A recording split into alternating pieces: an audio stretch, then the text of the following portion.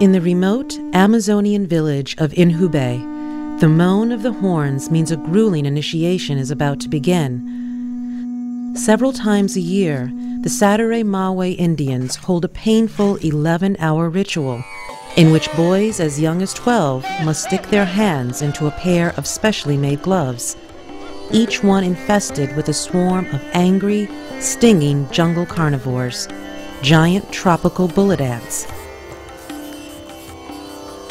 No initiate can be considered a true Indian, a warrior, until he has worn the gloves not just once, but 20 times. This afternoon, Ted Beltrow will wear the ant gloves for the first time, with 19 more to come. People say that I don't have the courage to do it. I have, and I will do it. The men face the prospect of getting stung even before the ritual starts, when they head off to capture the ants. A stab from this predator's abdominal spear is 30 times worse than a bee sting. The tribe's medicine man drugs the ants by soaking them in an herbal solution. But their stupor will only last long enough for them to be thrust one by one, stinger first, into the gloves.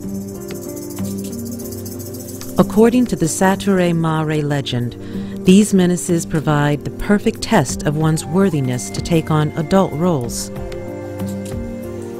In less than an hour, the ants are awake. Trapped in the woven mitt, they writhe in angry desperation. They're ready to be inserted into the ceremonial gloves. One by one, each young man steps up to the sacred pole and submits his hands to the swarm. Their agony is unmistakable. To help distract them, the medicine man leads them in a dance around the pole. To be seen as a true tribal warrior, each must endure the ant's punishment for more than 10 minutes. With each sting, the bullet ant's neurotoxic venom attacks the nerves, causing paralysis and terrible pain. And this is only the beginning. Once the gloves are off, the stinging and burning will only grow more excruciating.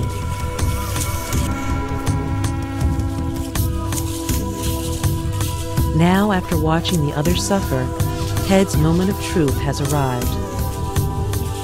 Unfazed, he keeps dancing, while all around him the others succumb to the poison. Slowly, the neurotoxic venom is turning their hands into swollen, simmering, paralyzed stumps.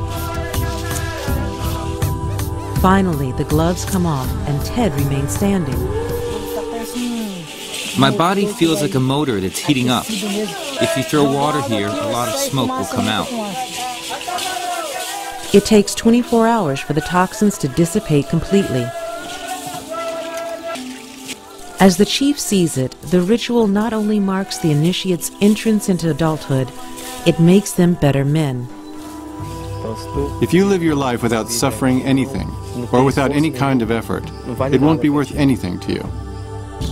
Despite his long hours of agony, Ted has promised the chief he will wear the gloves 19 more times, until he becomes a true adult in the eyes of the tribe. Hello, I'm Jordan Lorenzato, and today I'll be conducting you through this video of sacraments and rituals of initiation. What you just witnessed was a Sacraments Indian ritual of initiation. This ritual is performed by men starting at the age of 13 to test their strength to become a man and a warrior. In this video, I will be comparing the sacrament of initiation from Catholicism to the bullet ant ritual from the Sacraments Indian tribe.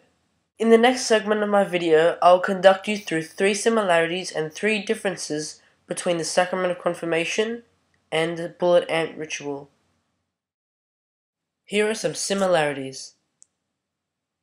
The candidates from both of these ceremonies are strengthened spiritually or physically.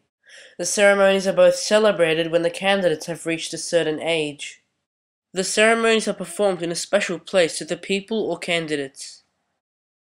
Now let's check out some differences. The bullet ant ritual is performed while dancing. Confirmation is not. No animals play a role in the ceremony of confirmation. There is no extra apparatus needed to complete the ceremony of confirmation. Let's observe some symbols of confirmation. The dove, which represents peace. Tongues of fire, which represent the Holy Spirit. And the oil of chrism used in baptism to renew our rites. Now for some symbols of the bullet ant ritual. The tropical bullet ant. The patterns painted on the candidates' bodies. And the ceremonial gloves.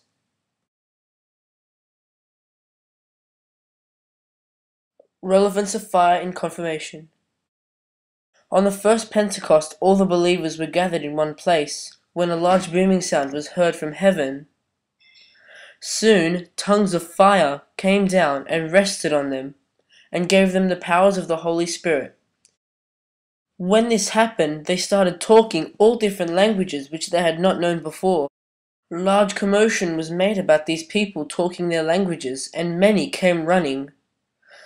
They were bewildered that they were to talk in their own languages, and to talk about the amazing things that God had done, and that He would pour His Holy Spirit down, and all the people would have the gift of the Holy Spirit. The Holy Spirit in the form of tongues of fire is how the apostles got these powers, and how it relates to the first confirmation at Pentecost. My personal experience at confirmation. Confirmation is a sacrament in which candidates confirm their religion and beliefs after usually being baptized at such an early age. I have received Holy Confirmation when I was in Year 6 at the age of 12. It was a great experience, after which I felt cleansed and pure. All candidates had to choose a saint name to add to their name and for the saint to guide them throughout their lives. My choice was Saint Christopher, the patron saint of travel. I stood with my sponsor as we walked up the aisle to meet the bishop and to finalize the sacrament. I knelt in front of him on the edge of the altar as my sponsor placed her hand upon my shoulder.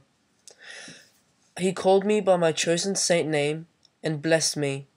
We both then stood back and retreated to our seats.